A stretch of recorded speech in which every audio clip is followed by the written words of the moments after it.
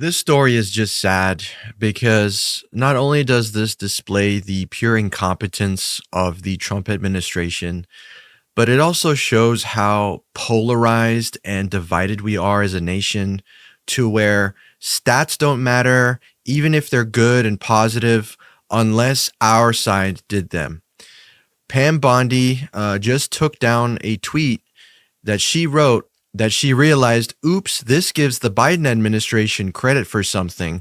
Let me quickly delete it before our dear leader Trump sees it. Since day one, the Trump administration and this Department of Justice have been fighting to end the drug epidemic in our country. President Trump closed the border. DOJ agents have seized hundreds of millions of potentially lethal fentanyl doses. We are aggressively prosecuting, yada, yada, yada. And then she attaches this picture of the drug overdose rate in this country going back about a decade. And as you can see, a very, very steep decline that begins in 2024 for the remainder of the year through 2025. And as you can see, there's a peak there at around 32.5 to 35, and that's a per capita rate of drug overdoses, and then a very, very sharp decline during Biden's last year in office. Well, Pam apparently missed the memo and didn't realize that Trump didn't come into office until the beginning of 2025. So obviously she cannot read a chart properly, and or she just doesn't get when presidents come into office. Either way you look at it, not a good look. And she realized her mistake and took it down. Let me show you here. Ted Lieu pointed this out on X as well. Dear AG Pam Bondi, the chart you provided ends in October 2024. Thank you for unintentionally giving massive credit to Joe Biden. Also, when are you going to stop violating federal law and provide the unredacted Epstein files? Happy New Year. And there you can see he quote tweeted it, and then the post is unavailable because it was since deleted. Mike, like I said, this is pretty sad to me. Just the bigger picture of it all. What do you make of this post that was put up, then deleted? And, the whole way that we're approaching drugs and the drug overdoses that have spiked, of course, post-COVID, we had a spike in drug overdoses. Then it sort of leveled off, and then we see a sharp decline, showing probably policies that the Biden administration put in place actually started working very aggressively. What do you make of all of this? Well, it's no secret that the Trump administration likes to do this. And even Pam Bondi has a bit of a history with this as well, because not only did they remove this post about the overdose deaths, but right after Charlie Kirk was assassinated, there was a study done during the Biden administration that it goes back into the 90s. So it's not specifically during Biden's term, but it's this long-term study over 30 years that proved right-wing violence is like vastly more common than left-wing violence. And it lists very specific examples, graphs, charts, whatever. It's got all the data. I read through it later, and it's pretty interesting. But the point is, the DOJ took that study off of its website. They just killed it. They removed it. Just, I think, within 24 hours, if not like very shortly after Charlie Kirk was assassinated. So right there, you've got another scrubbing of information simply to push a narrative. They would rather push the narrative that violence comes from the left wing than to actually have the facts and show them for what they are. Similar to this post from Pam Bondi about the drug overdose deaths. Obviously, the big glaring thing here too is the redactions with the Epstein files, as this person mentioned on X. It's been nothing but a terrible job, no matter which way you slice it. Even if you go to before the official release and you go back to Pam Bondi having to sort of backtrack and sort of put a spin on the whole. Oh, I've got a client list. It's right on my desk, and I'm looking at it right now. And then shortly after that, it was what client list? There was no client list. It wasn't even on my desk, So. And when she went before Congress to testify, I can't remember specifically what the testimony was for. I think it was just a general hearing.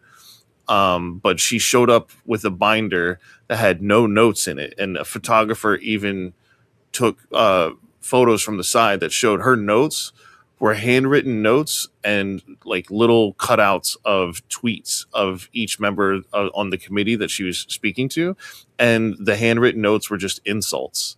So she came there to just flat out insult people and be a barrier instead of be held accountable and be transparent. This wasn't necessarily a grilling hearing, although it kind of became that.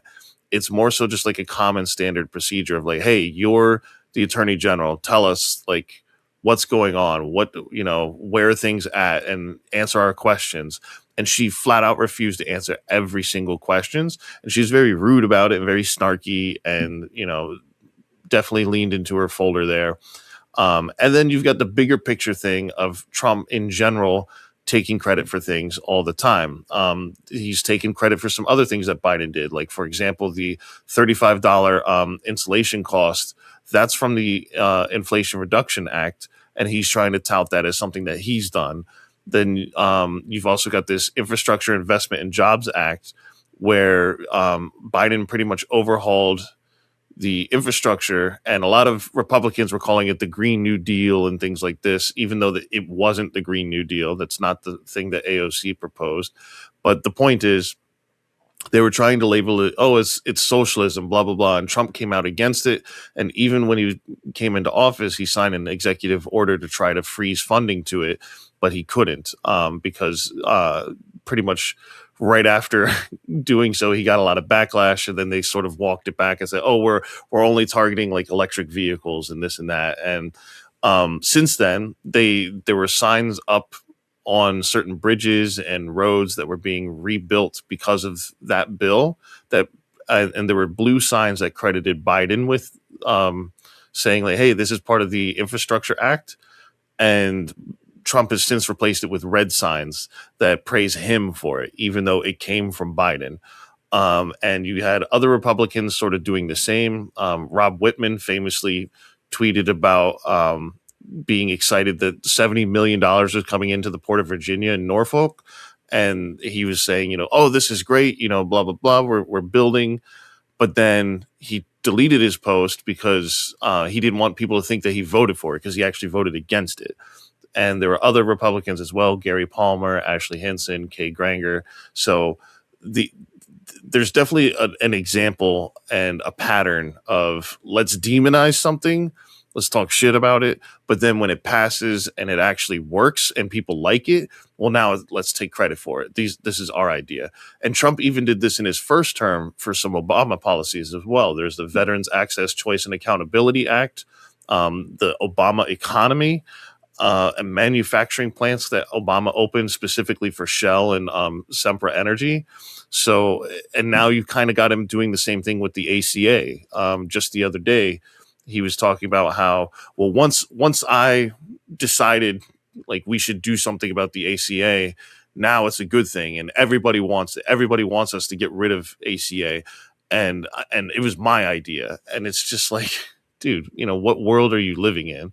So, long story long, I think, you know, this is not the first time this has happened, and this should be no surprise, but it doesn't make it even more disappointing each and every time that it happens, because it just highlights the incompetency as well as the complete lack of transparency. These people can't even own up to their own mistakes. They can't be held accountable. And Pam Bondi, for the Epstein files alone, she should be gone, because as was pointed out, it's illegal what she's doing. She needs to release the full files, and she's not. So she needs to go. Her time is definitely over. And Trump obviously will continue to take credit for things, but the more it happens, the more I hope people realize, like, this is just a sham. This is the Trump effect on our politics. At no time before were we so polarized in our politics to where, say, take Obama, for example.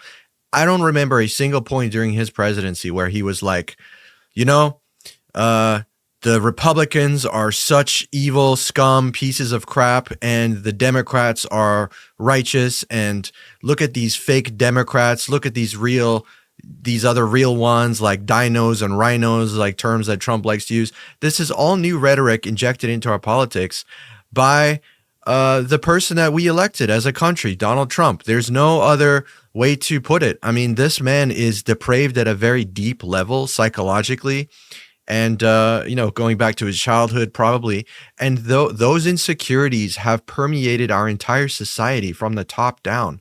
They've injected themselves into Congress, into our judicial system, into local and state governments, into social media, into every aspect of society. Trump's effect has trickled down, and it's not a good thing. It's extremely toxic, and it really does divide this country in a way that I've never seen divided before. I mean, this country has gone through some pretty divided times. I mean, you go back to the Civil War, you look at civil rights movement, you look at Vietnam. This country has gone through some stuff, the Great Depression, of course, but it's so crazy that we're at a point where, look, overdose deaths have peaked and it's been pretty bad, and but look, now we've dramatically done something to bring these numbers down. As Americans, can we look at that collectively and be like, yay, that's awesome, like it looks like we're on the right track? No, we cannot do that, because, oh no, the other team did that, the other team is responsible for that. It's like, what happened to our civility? What happened to, like, for me, it seems impossible to continue on this path that we're on. If this is the new way forward in politics, we are totally doomed as a country. Nothing will ever get done again. And it's going to be this left-right swing, even more and more rampant and more extreme every 4 years or 8 years. And it's just going to be unsustainable. And at the end of the day, the sad thing is we have real problems to address. AI and technology is decimating the job market. Trump's tariffs have wrecked our relationships with our allies and trading partners around the world, have spiked inflation. Go look at your grocery bill. Like, these are problems that actually need to be addressed. There's things on immigration that need to be addressed. There's the way we treat people that needs to be addressed.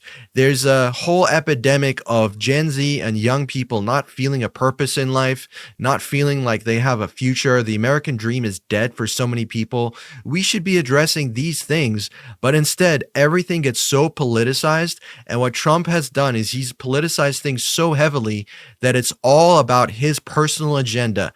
Anyone that puts money in his pocket or has influence on him or flatters him enough on the world stage, they'll get what, Trump will give them what they want. He does not care about his own citizens. I mean, I don't know how many stories we have to do to make this blatantly clear and for people to actually feel the effects. I mean, look at what he's done to farmers, for example. These tariffs have wrecked farmers. Look at what he's done to all other industries that the tariffs have affected. I mean, the trade barriers that this country is seeing is insane. The beef and cattle farmers as well. All kinds of things are being and this is just the tariffs I'm talking about here, let alone all the other damage he's done, all the damage that Doge has done, cutting all these programs in the federal government, pediatric cancer research. Why would you cut that? Meals on Wheels, like this is like food assistance to like people who are in dire straits. Why would you cut that? The CFPB, the anti-scam police, why would you cut that?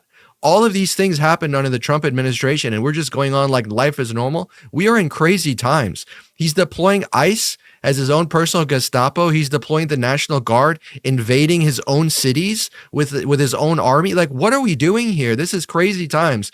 People need to wake the fuck up, because this is only 1 year into a second administration. And the more that this crazy stuff continues, this country is going to turn into something that we barely recognize. And it's almost already there.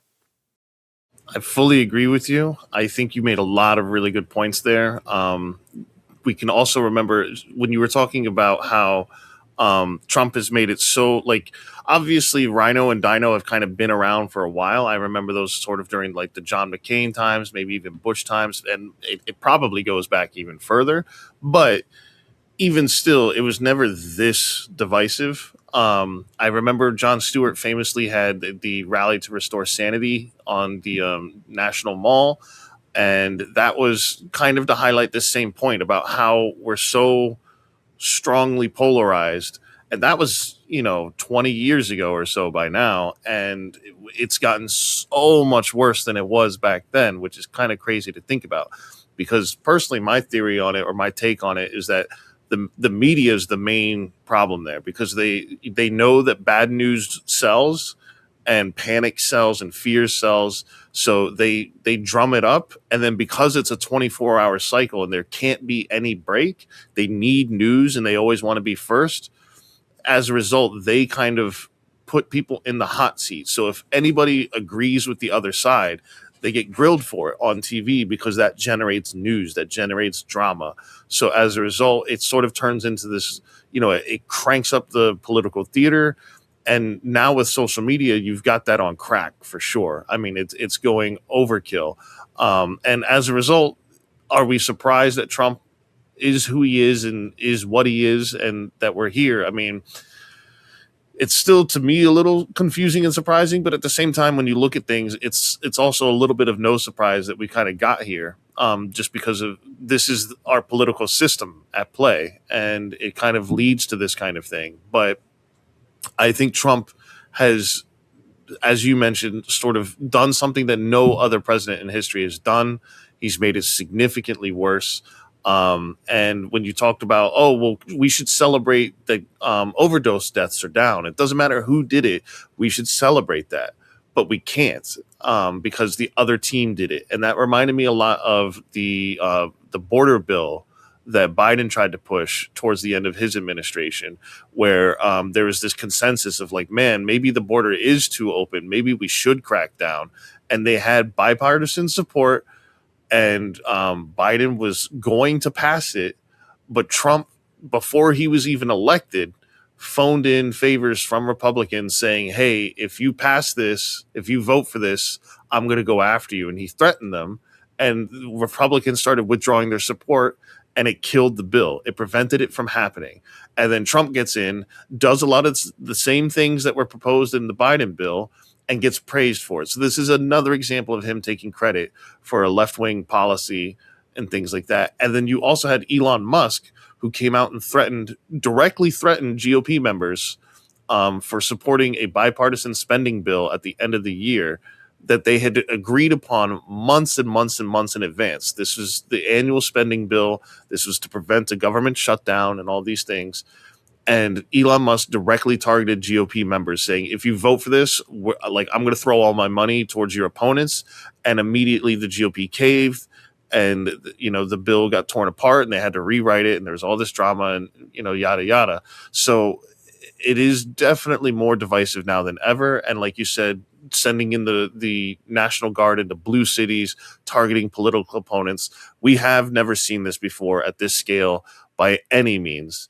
And my fear is, Trump will eventually be gone. He can't be around forever. But the problem is I don't know if we can ever roll back, or recontain, the genie's out of the bottle. I don't know if we can put it back in and sort of go back to the way things used to be, because Trump has set the precedent. So the big concern is to see what's going to happen after him, whether that's in 2028 or 2032 or who knows when. But the fact that he's even trying to run for a third term is another thing that's crazy. So the list goes on and on. I think people are well aware, but it's just frustrating to see. And I wish we could come together as a country and work together. And as you mentioned, Emmanuel, the fact that Trump doesn't even govern all citizens, it's very much he has his people, and if you're not in that group, he's literally going to shit on you based on this AI video that he put out, and he doesn't give a shit. And look what happens when we do come together. The whole reason that we have the Epstein files released is because a Republican congressman and a Democrat congressman came together and put forth legislation bipartisanly to get the Epstein files released. That is what happens when we come together. Things actually get done for the people. The people wanted the Epstein files released, and they got it done. So this goes totally against what Trump wants. Trump wants these two teams fighting each other to the death. He wants his own little MAGA cutout of the Republican Party to be untouchable and protected by him. But it's like, this is just pure division. This is just pure evil. It's pure just, I want what's mine and, F everybody else mentality, which is not what a society should be based on. And you mentioned the border bill. That legislation at the end of Biden's term was drafted by Republicans. A Republican drafted the legislation for the border bill to get passed because they realized, hey, you know what? The border thing is getting out of hand. Biden and the Democrats said, hey, you know what? Yeah, we'll sign on to that. Let's get something done. And Trump, I just want to reiterate what you said. Trump phoned in and said, if you guys pass this border bill, I will primary you. I will kick you out. I will end your career. What the hell kind of president is that? And like, why would any country want to elect someone who literally goes against legislation that the people and Congress wants to do for the better of the country? It's sickening. And you're right. We'll have to see what happens when Trump is gone, because he could either go, one way where we realize like, hey, things are getting too divided and we need to restore some decency and maybe a bit of, coming together in this country, or it just swings wildly in the other direction and we end up with a far left crazy person. I mean, but who knows? Maybe that means we'll actually get universal health care and actually increase the minimum wage. So maybe it won't be that bad after all. But still, it just shows you that we're now in a politics where the more extreme your views, maybe that means the more likely you are to get elected. And it's a very dangerous place to be.